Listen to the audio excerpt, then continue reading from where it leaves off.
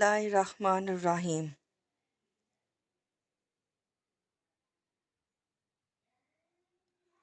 حضرت داتا گنج بخش رحمۃ اللہ علیہ اور رائے راجو ہندو جادوگر۔ جو جادوگر تھا اسے اپنے جانوروں کا دودھ دیا کرتے تھے، اور اگر اسے کوئی اپنے جانوروں کے دودھ کا نذرانہ نہ دیتا تو وہ اس کے جانوروں پر ایسا جادو کرتا کہ جانوروں کے تھنوں سے دودھ کی بجائے خون نکلنے لگتا۔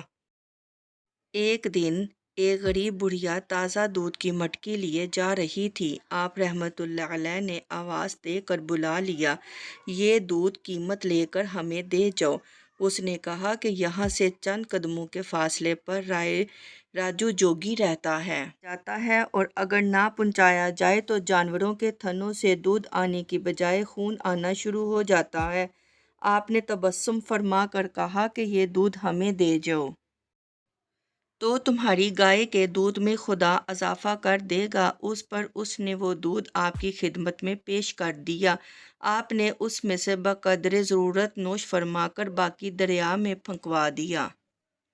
بڑھیا نے گھر آ کر جب شام کے وقت دودھ دھونا شروع کیا تو گھر کے تمام برتن دودھ سے بھر گئے، اور دودھ تھا کہ کسی طرح تھنوں میں ختم نہیں ہوتا تھا۔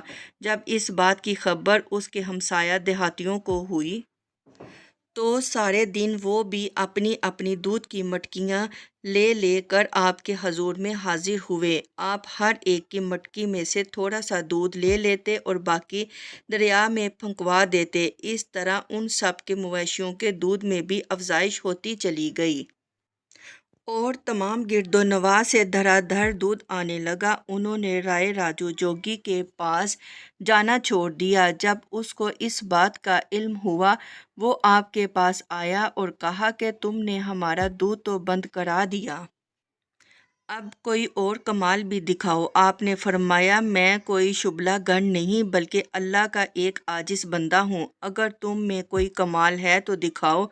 آپ نے کئی کرشمے دکھائے، جن میں آخری یہ تھا کہ وہ ہوا میں اڑنے لگا۔ آپ نے اپنا نالین اس کی طرف پھینک دیا جو ہوا میں اڑنے لگا، جو ہوا میں اڑتے ہوئے اس کے سر پر زور زور سے پڑنے لگے اور اس کو زمین پر لے آئے۔ نتیجہ یہ ہوا کہ وہ واپس آ کر آپ کی خدمت میں پہنچا اور آپ کی دست مبارک پر اسلام قبول کر لیا اور آپ ہی کے ساتھ رہنے لگا۔ چنانچہ آپ نے اس کو شیخ ہندی کا خطاب دیا اور اس کی روحانی تربیت فرماتے رہے۔ وہ بھی آخری دم تک آپ کے نہایت ہی مخلص مریدوں میں شامل رہا، اور اب اس کی اولاد ہی حضرت کے روضہ مبارک کی مجاورت کر رہی ہے۔